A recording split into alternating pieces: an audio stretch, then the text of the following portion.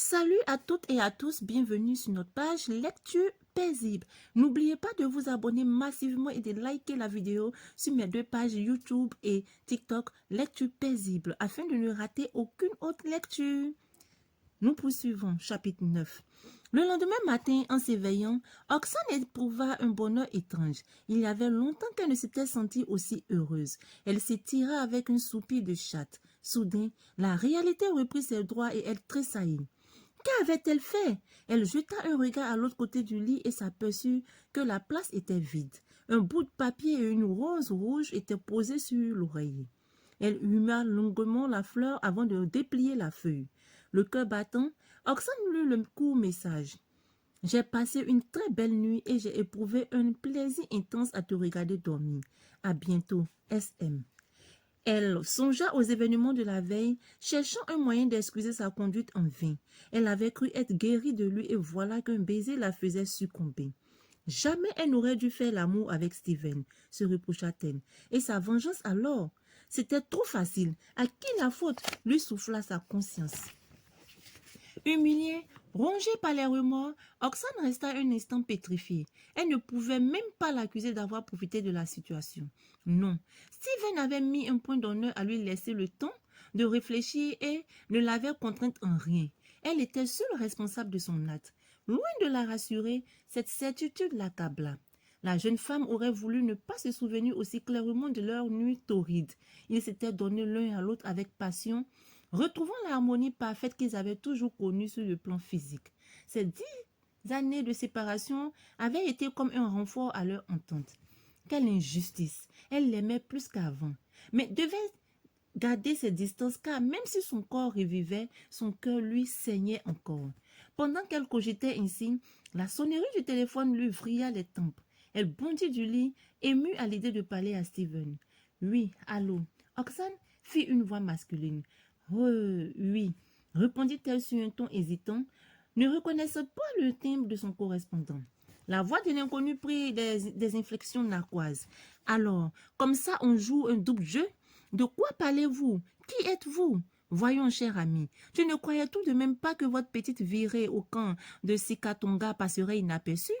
La jeune femme tressaillit à l'évocation de cet épisode. « Je n'ai pas le temps de jouer aux devinettes, fit-elle d'une voix cassante. Déclinez votre identité et dites-moi la raison de votre appel ou je raccroche.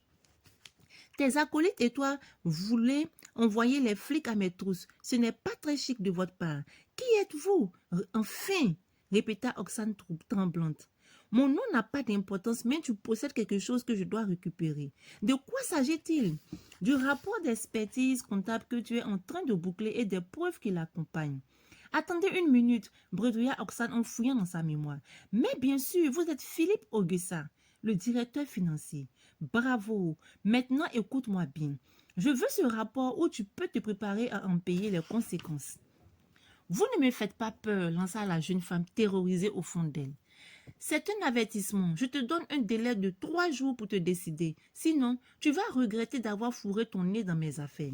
Oxane fut prise d'angoisse. En voulant dénoncer ces bandits à ses clients, elle n'avait pas songé un seul instant qu'ils s'en prendraient à elle. Et pourtant, ce coup de téléphone en témoignait. Ce Philippe Augusta avait l'intention d'exercer des représailles à son encontre.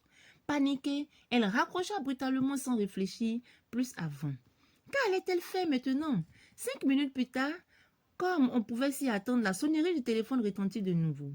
La jeune femme s'éloigna instinctivement du poste. Elle laissa sonner décidée à ne pas réagir. Mais le bruit strident de l'appareil finit par l'agacer. Elle décrocha. « Allô, tu en as mis du temps. Aurais-tu peur de répondre? Arrêtez vos jérémiades et allez droit au but. J'ai constaté que tu as renoué avec ton passé. Sage décision. » La jeune femme ne comprit pas le sens de cette phrase. Énervée, elle déclara. « Vous perdez votre temps à me téléphoner pour m'effrayer. Je ne vous donnerai pas ce rapport. Je le remettrai à celui qui m'a payé pour faire ce travail et l'usage qu'il en fera ne me concerne en rien. Si tu l'aimes autant que ça, ton souffle du passé, pourquoi ne lui as-tu pas dit qui tu étais réellement? » Cette fois, Oxane comprit et elle laissa brutalement retomber le téléphone. Comment savait-il pour Steven et elle? Elle inspecta tous les recoins de la chambre mais ne vit rien. Pourtant, on l'observait. Il y avait certainement une petite caméra cachée quelque part. Ainsi, ils avaient suivi tous leurs ébats de la nuit dernière. Quelle horreur! Un rire tonitruant jaillit de l'appareil. Que cherches-tu? Tu ne trouveras rien. Je sais tout de toi, de ton passé et de ton fils. Je sais aussi que ce cher Steven ne se doute de rien à ton sujet. Si tu ne respectes pas les délais fixés, il te faudra non seulement affronter ma colère, mais aussi celle de ton amant quand il apprendra ce que tu lui caches. Ha ha ha! Un déclic se fit entendre. Il avait raccroché. Oxane frissonna. Son rire était satanique et en plus d'être un psychopathe à la solde, ce type devait être le diable en personne. Avec un tablier autour de la taille, Steven préparait les spaghettis bolognaises en sifflotant. Coucou, c'est nous, fit deux voix dans son dos. Michael et Jessie venaient d'entrer dans la pièce. Salut les toutereaux, leur lança-t-il. On a une grande nouvelle à t'annoncer, fit Michael. Ah oui? À toi, Jessie, dis-lui. Eh bien, Michael m'a demandé d'emménager chez lui. Je m'en doutais un peu, admit Steven, en croisant ses bras sur sa poitrine. Je ne sais pas de quelle potion magique tu as usé, mais mon frère est complètement accro. Toutes mes félicitations, ajouta-t-il en les embrassant. Ding dong, la sonnerie de la villa retentit soudain, brisant l'ambiance qui riait autour de la table. Tu attends quelqu'un? Demanda son frère. Non. Jessie, s'il te plaît, tu peux répondre à l'interphone? Oui, bien sûr, acquiesça cette-ci, en s'élançant dans le hall. Une minute après, elle s'écria. Steven, c'est Lucas Valère. Dois-je le faire entrer? Oui, merci. Le détective apparut dans la cuisine, l'air très content de lui. Tiens, salut Sherlock Holmes. Quel bon vent t'amène. Qui ne connaît pas Sherlock Holmes? Celui-là même qui réussit à voir, en tout cas, à régler toutes les histoires. Un détective privé hors pair qui trouve toujours les coupables. Quel bon vent t'amène! Un vent très révélateur, mon cher ami, fit-il en se frottant les mains. Prépare-toi au scoop du ciel. Vraiment, qu'est-ce que tu as encore déniché? Ouvre grand tes oreilles. Ce que je vais t'apprendre mérite d'être gravé d'une pierre blanche, déclara Lucas avec une lueur malicieuse au fond des yeux. Je suis tout tué, fit Steven amusé. Voudrais-tu que nous restions seuls? Non, ce n'est pas nécessaire. L'effet de foule rendra la bombe plus explosive. Tu commences à me rebattre les oreilles avec tes paraboles, Lucas. Vas-tu enfin me dire ce qui se passe? D'accord. J'ai bouclé l'affaire Oxane Zadi. Voici tous les renseignements en détail dans ce dossier. Lui a pris son ami en lui tendant une chemise cartonnée. C'est tout? Vas-y, lis l'introduction de mon rapport, lui recommanda Lucas en prenant place sur une chaise. Tu m'offres une bière, Michael? Bien sûr, s'empressa d'accepter ce dernier, impatient de savoir ce qui se tramait. Steven lut silencieusement les premières lignes du document et ses sourcils se fronçaient au bout d'un moment.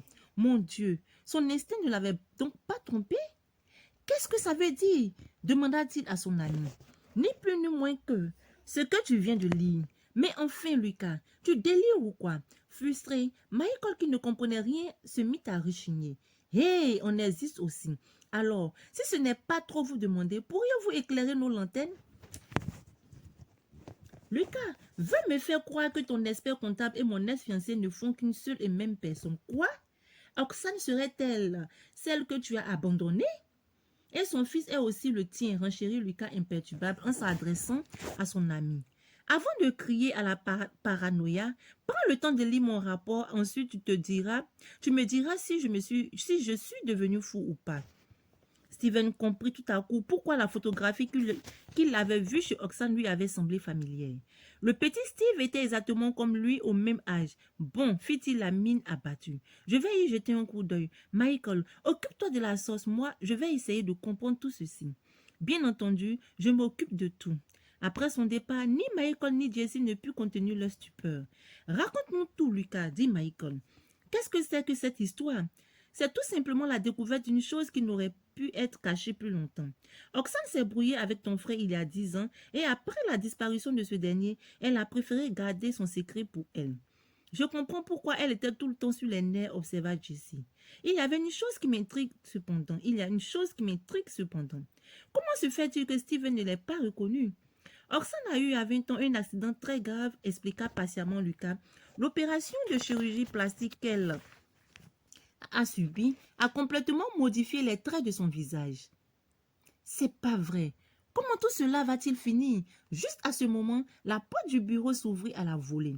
Je vais la tuer, s'écria Steven, fou de rage. Comment a-t-elle pu me cacher une chose pareille? Calme-toi, voyons, essaya de l'apaiser Lucas. Mais Steven n'entendait plus. Déjà, le ronronnement d'une voiture emplissait l'air. Eh bien, dis donc, tout feu, tout flamme, il jaillit de sa maison pour aller en découdre avec Ossan. Que fera-t-il? Lui prendra-t-il son fils? Aura-t-il la garde de son fils? Qu'est-ce qu'il fera à Oksan? Nous le saurons bien évidemment dans le chapitre 10. Sur ce, je vous dis à très bientôt.